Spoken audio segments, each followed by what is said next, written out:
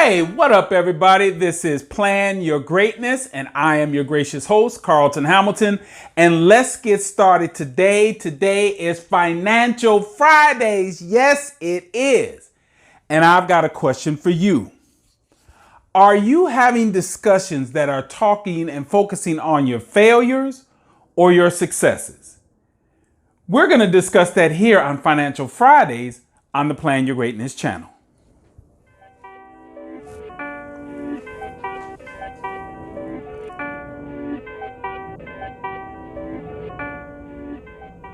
Hey, we are back. We are here on Financial Fridays on the Plan Your Greatness channel.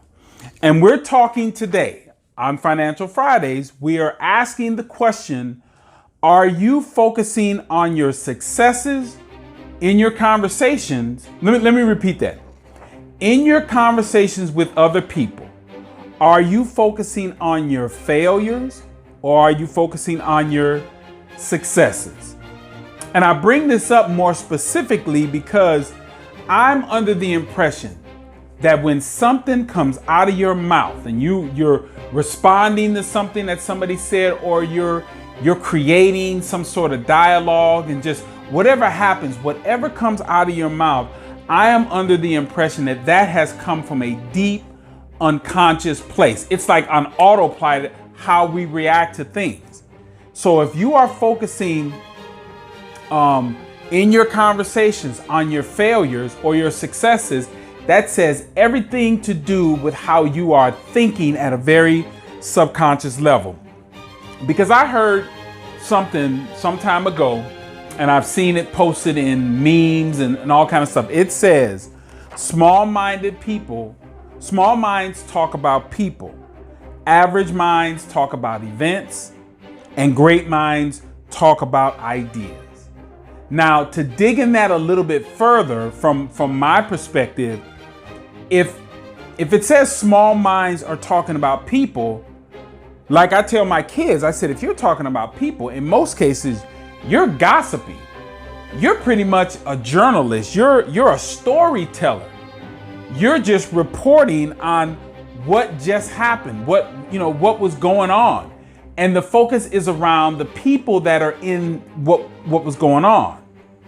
And then at the next level, when I would have these conversations with my kids and with other people, where it says average minds talk about events, I look at that and say that you're focusing on the past, something that's been seen, done, something that people already know about. And if you're talking about the past, the events in the past, that's kind of a memory, and it can't be changed. It can just be maybe embellished upon, but it's not going to be anything that's going to be that's really changeable.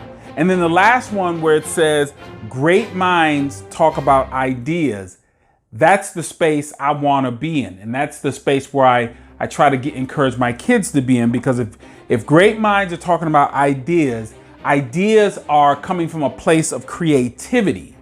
They are coming from a place of imagination. They are coming from a place of thinking with an unlimited block, and they're coming from a place of planning. So I always see that as being the highest level you want to be at when you're discussing and having conversations, because it goes back to the beginning. Are your conversations that you're having with people centered around things that you have failed at, or things that you believe aren't possible? Or are you talking about success or the possibility of things? Now, I had a conversation just this morning, and it's amazing that when I looked over my notes and saw that what I was going to be talking about today on Financial Fridays, I had this conversation with this young lady. All right, it went something like this. We were talking, and immediately as she jumped into the conversation, the first thing she wanted to share with me was she had had a car accident and her car was out of commission. I said, okay. And then she went on to further, explain, about the car and everything. And then I interjected and I said, so where do you work now? Because it was talking about like her getting back and forth to work. I said, where do you work now? She said, I work at Intel, but I work as a guard. I said, okay, cool. All right. And then I shared with her because I kind of knew how I was loading up the information or the way the conversation was going to go. So I just started thinking about a few things. And then I told her, I said, I used to be an academic advisor at Arizona State University where I graduated. And then I went out to one of the community colleges. So I gave kind of a quick scenario of like, you know, I'm in this arena of talking to people on a regular basis about their goals, what they want to do, their mindset. So I laid that foundation. Then I asked her the question. I said, what is the difference between you being a guard outside of that building and the people that pass you every day that go in to work?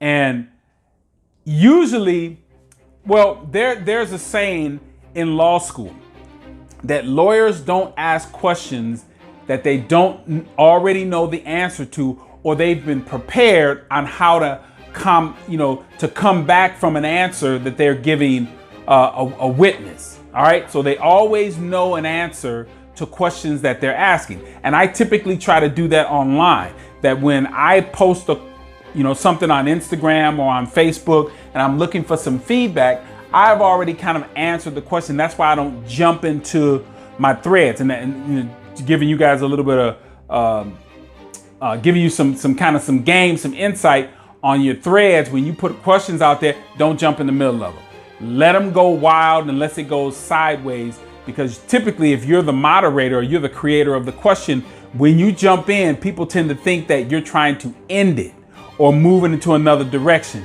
Just let it go, just support it, and then go. That's on another side note. All right, so back to the conversation. All right, I asked her, I said, what is the difference between you being on the outside as a guard and the people that are walking past you every day working in there? And there wasn't even really a pause, but her answer surprised me. She said, they're white. And I hadn't even really looked at her, because out here in Arizona, I look at people in kind of four, people of color in four categories. You're either black, okay? You're either Native American, or you're Hispanic. And the other one is a mix of those. So you're either black, Native American, or Hispanic, or you're mixed. You're either black and Hispanic, black and Native American, black and white. Okay, that's the fourth one, is the other. So anybody who has some color in their skin, I kind of look at that. But I didn't even really identify her as black. I just saw her with dark skin. But I didn't put her in any category. But she quickly identified herself as other. She said they're white. And I said, okay. I said, so what is the difference between them inside the building and you? And then she went down and gave me this laundry list of things. I'm black. So then now she identified herself. I'm black. I didn't have the greatest opportunities. My mom was a drug addict. Black people just don't get these opportunities. I'm struggling. I got 2 kids. It just went on and on and on and on. And so I'm going to go right back to the beginning. Are you, in your conversations, are you discussing your failures, or are you discussing your successes or the possibilities? This young lady was very quick to give me every reason why she was standing outside this building and not going inside. So I then, almost kind of posed a challenge. I said, let me ask you a question. I said, how did these individuals get in there? And then basically she said, well, it was kind of handed to them. And I was like, okay. I said, so you think that, the white people that are in there, it was just handed to them? Yeah. I said, well, because if you go to the front of this building, you will see a lot of white folks come in and out of the building, but you will see a high degree of Asians, Middle Easterners, Indians, and you'll see blacks mixed into there. You'll see enough of them that lets you know it's going down. Blacks are doing it as well. So then I asked her the question. I said, I said, now let's use me as an example. I said, I didn't come from the greatest of backgrounds. I said, but I went to college and I became an academic advisor. And of course, I didn't give her my backstory and all the other nonsense that's happened. But I just let her know that I had done some of these things. But then I asked her the question. I said, with that said, knowing that you see blacks come in and out of there, you're engaging with me and I'm a college graduate. I said, can we agree that it's possible that, and she couldn't even answer.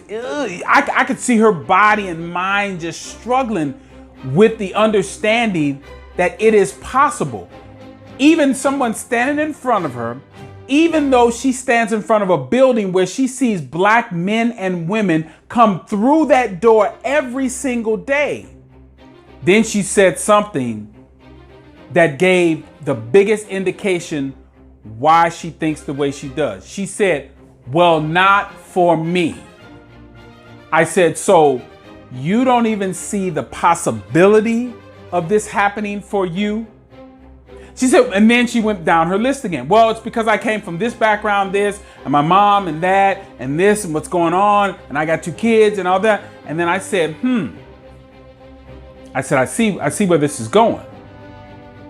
So then I tried to redirect it, and I said, well, what type of life do you want for your children? She has a son and a daughter. I said, so what do you want for them? And she said, well, I encourage them. I want the best for them. I said, but you don't even really know who I am.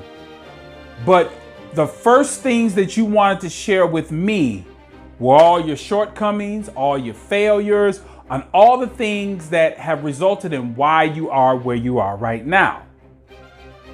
Now, are you guys all following me on that? See how dangerous that is? Because if she believes that there are just there's this world that says whites have everything over here, blacks don't get any opportunities. Now let me make this clear again. She's seeing a world that says whites have everything, blacks have nothing, but she's standing in front of a building that she sees black people come in every single day. So you see how damaging that is? That means she doesn't even acknowledge how a black person can get to that point. And this is what I asked her. I said, even if you don't believe that for you, I said, you have got to, in some way, shape, or form, make sure that that language, if it comes out of your mouth, that means you have to then change it and how you're distributing that information to your children. And I said, let me just kind of maybe give you some language. I said, if your daughter says that Mom, I want to be a doctor. Your simple language to her, because you may want to start from your place and go, you know what, sweetie? I did not have the best of situations. My mom did not support me the way that she could have supported me with her problems. But I am going to be the most supportive person of every goal that you want to accomplish.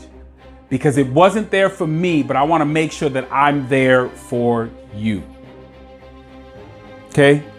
Now, as I shared that with her, when she walked off, because sometimes I can be so direct, and I've had to learn that at times, that sometimes being direct like that is the right thing to say, but it may not be the right time. And maybe at this time it wasn't quite the right time to say it, because when she walked off, I noticed as she turned away from me, she was wiping her eyes.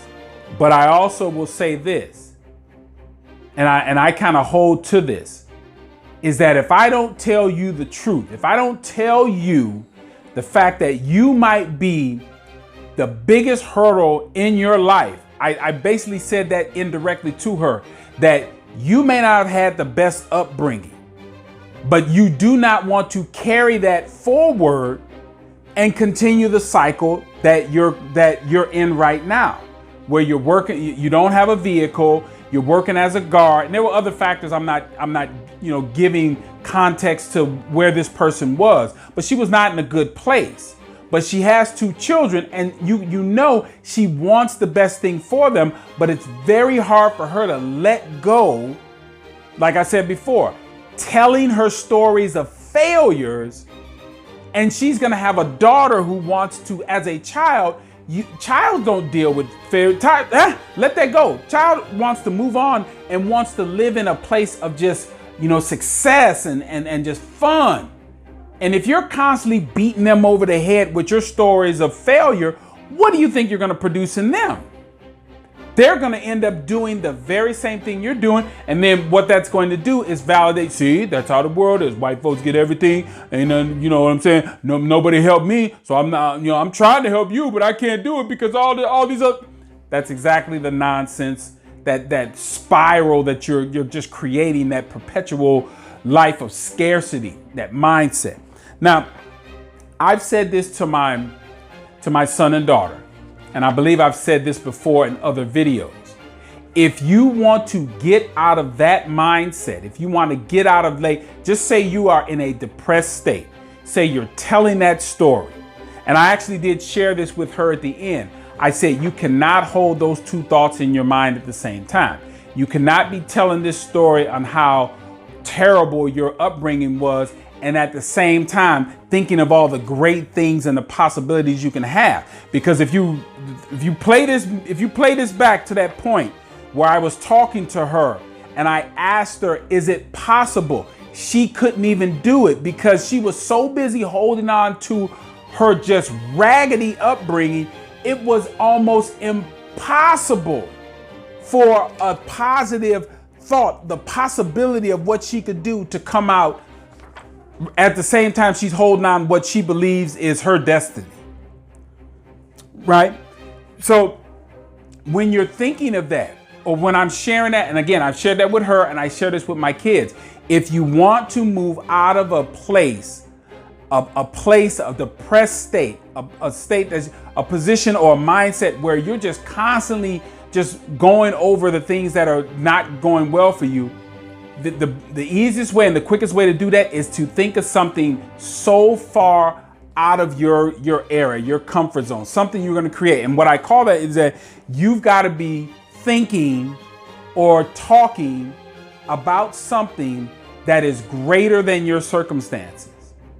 If you're in poverty, if you're in a bad relationship, whatever it is, if you want to get out of that, you first have got to think of yourself in a better situation.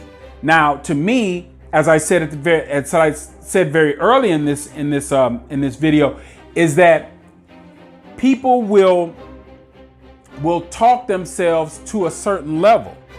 That if you want to move out of that space, I said, when you start speaking of something, it's coming from a very, very deep unconscious level of understanding.